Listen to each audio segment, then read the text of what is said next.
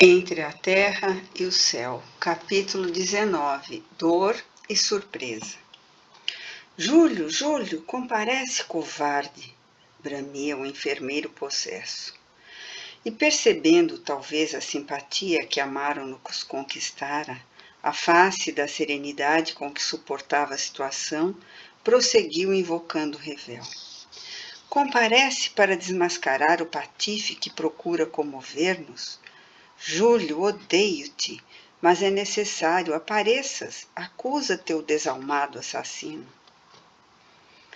O ministro procurava contê-lo bondoso, mas Silva, como potro indomesticado, gesticulava a esmo e continuava conclamando. Júlio, Júlio! Sim, Júlio não respondeu à chamada. Entretanto, alguém surgiu, surpreendendo-nos a atenção.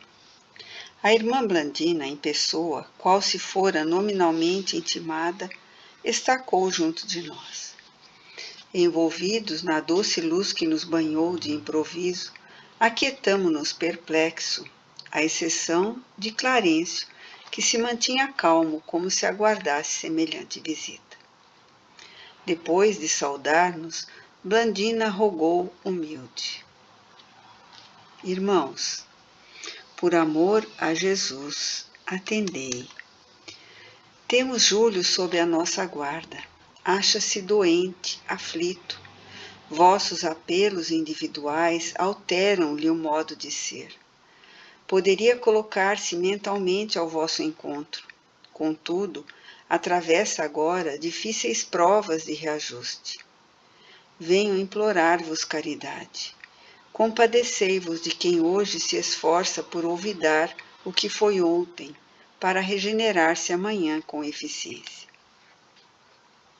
Havia tanta aflição e tanta ternura naquela rogativa que a vibração do ambiente modificou-se de súbito.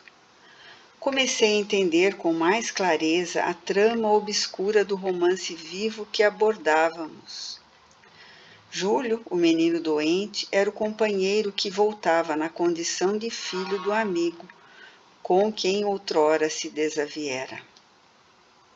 Não pude, porém, alongar divagações, porque Silva, provavelmente revoltado contra a emoção que nos senhoreava, o espírito passou a reclamar de novo. Anjo ou mulher, não lutarei contra o sortilégio. Não lutarei. Mas preciso arrojar esse bandido ao despenhadeiro que merece por suas deslavadas mentiras. Que Júlio permaneça no céu ou no inferno, sob a custódia dos arcanjos ou dos demônios. Todavia, exijo que a verdade surja inteira. Recorro ao testemunho de Lina, que Lina compareça, que ela deponha, se nos achamos aqui convocados pelo destino que nos algema, uns aos outros, que a pérfida mulher seja ouvida igualmente. Nosso instrutor, assumindo a chefia espiritual do grupo, convidou com energia e brandura. Lina encontra-se não longe de nós. Entremos. A determinação foi obedecida. Na penumbra do quarto, que já conhecíamos, a segunda esposa de Amaro jazia subjugada pela outra. Enquanto Odila se nos afigurava mais rancorosa e mais dura, Zulmira revelava-se mais abatida. Clarencio enlaçou Mário como um pai que recolhe um filho carinhoso e, apontando-o à enferma, esclareceu generoso. Amigo, acalma-te. Lina Flores, atualmente, padece na forja da luta e do sacrifício, a fim de recuperar-se. Apaga a labareda de ódio que te requeima o coração. Deixa que nova compreensão te beneficie a alma ulcerada. Não nos cabe prejudicar o caminho de quem procura a regeneração que lhe é necessária. Ante o olhar de Mário, espantadiço e agoniado, o ministro considerou. Lina hoje, com imensas dificuldades, tenta alcançar a altura do casamento digno e, superando tremendos obstáculos, constrói os alicerces da missão de maternidade para a qual se encaminha. Ajudemo-la com as nossas vibrações de compreensão e carinho. Quando amamos realmente, antes de tudo, é a felicidade da criatura amada que nos interessa. Nosso grupo avançou algo mais. Junto de nós, Blandina mantinha-se em prece. O orientador abeirou-se da doente com uma atenção respeitosa e mostrou-lhe o rosto ossudo e triste ao enfermeiro que, ao reconhecê-la, bradou aterrado: Zulmira! Zulmira, então é Lina que volta? O ministro acariciou-lhe a cabeça e informou conciso: Sim, regressou em companhia de Armando, em dolorosas reparações. O consórcio para eles não foi o Castelo de Flores de Laranjeira, mas sim uma associação de interesses espirituais para o trabalho regenerativo. Armando, em luta no plano da vida real, para reerguer-se, aceitou o compromisso de reconduzi-la à dignidade feminina, amparando-lhe as angústias silenciosas. Estupefato, Silva exclamou cambaleante: Quer dizer, então, que Zulmira me traiu 2 vezes? Não te refiras à traição, corrigiu Clarencio sem alterar-se. É imprescindível compreender.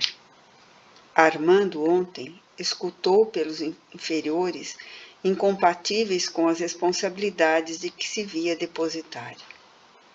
Hoje é compelido a responder, embora constrangido, a requisições de natureza edificante, às quais, em verdade, não lhe será lícito fugir. Lina Flores reclama alguém que a recambie ao serviço renovador, a fim de que se habilite a auxiliar Júlio devidamente. Todos somos devedores uns dos outros. As almas aprimoram-se grupo a grupo, à maneira de pequenas constelações, gravitando em torno do Sol Magno, Jesus Cristo.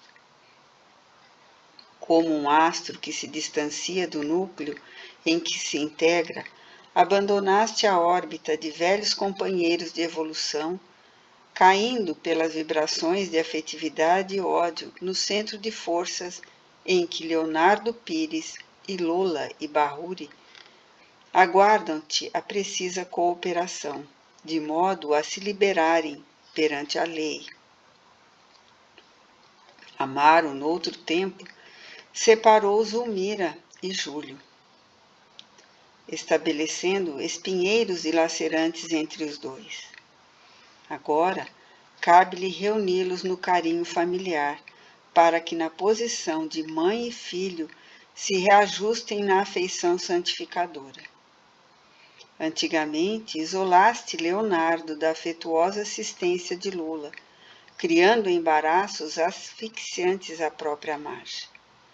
Prepara-te na fé para congregá-los de novo no templo doméstico, igualmente na condição de filho e mãe, de maneira a se redimirem para a bênção do amor puro.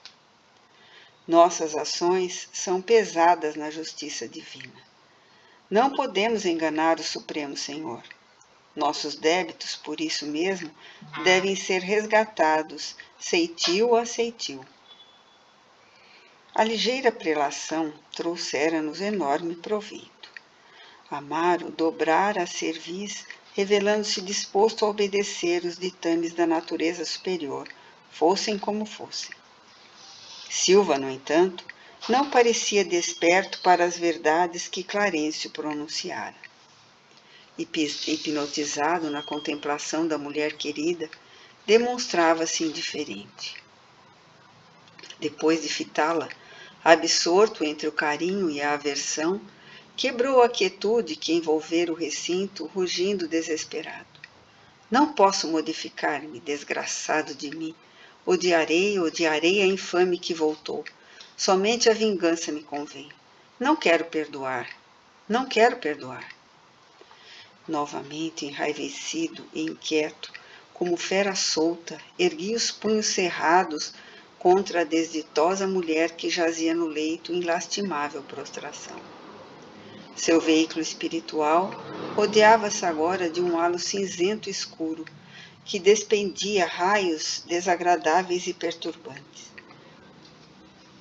Nosso orientador libertou da influência magnética com que lhe tolhia as energias.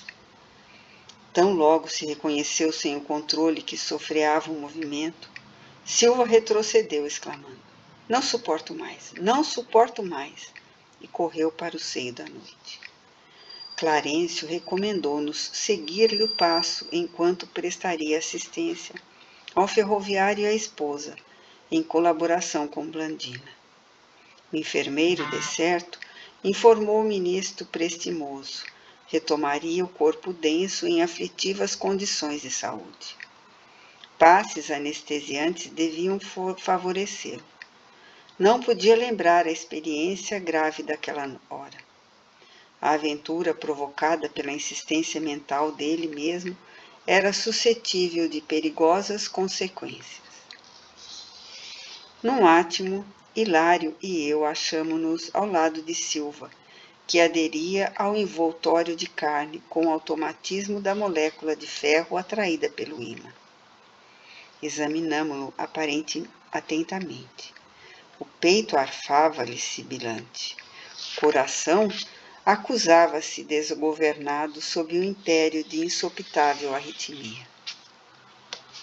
De imediato, entramos em ação, sossegando-lhe o campo mental quanto possível por meio de sedativos magnéticos. Ainda assim, apesar dos passes pelos quais foi completamente envolvido de energia revigoradora, o moço acordou agoniado, hesitante e trêmulo, como se estivesse fugindo de medonhas tempestades no mundo íntimo. Semi-inconsciente, despendeu vários minutos para identificar-se. O pensamento surgia-lhe atormentado, nebuloso. Tentou locomover-se, mas não conseguiu. Sentia-se chumbado à cama, quase na situação de um cadáver repentinamente desperto. Buscou alinhar recordações, contudo não pôde. Sabia tão somente que atravessara grande pesadelo, cujas dimensões lhe não cabiam na memória. Suarento, aflito, sentia-se morrer. Instintivamente orou, suplicando a proteção divina. Bastou essa atitude da alma para ligar-se com mais facilidade aos fluidos restauradores que lhe administrávamos. Pouco a pouco, readquiriu os movimentos livres e levantou-se, ingerindo uma pílula calmante. Amedrontado, sentou-se no leito e, mergulhando a cabeça nas mãos, falou sem pensar de si para consigo mesmo. Estou evidentemente conturbado. Amanhã consultarei um psiquiatra. É minha única solução. Sim, concordei comigo mesmo. O ódio gera loucura, que se debate contra o bem, cai nas garras da perturbação e da morte. Com semelhante raciocínio, afastei-me. Clarencio aguardava-nos. Era preciso continuar a lição.